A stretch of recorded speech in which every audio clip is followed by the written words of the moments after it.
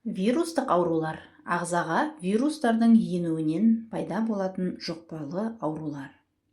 Себептері: вирус жұқтырған адаммен байланыс, таза емес қол, заттар, әлсіз иммунитет, гигиенаны сақтамау. Вирустық аурулар қалай пайда болады?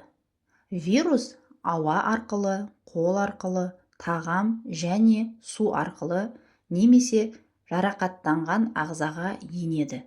Ағза жасушаларына кіріп, көбейіп, ауру туғызады. Белгілері: дене қызуының көтерілуі, бас ауруы, әлсіздік, қалтырау, жөтел және тұмау.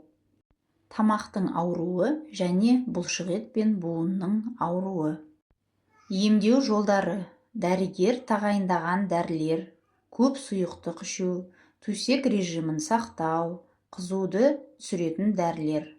Ескерту: вирустық ауруда антибиотик қолданылмайды, тек асқынғанда ғана.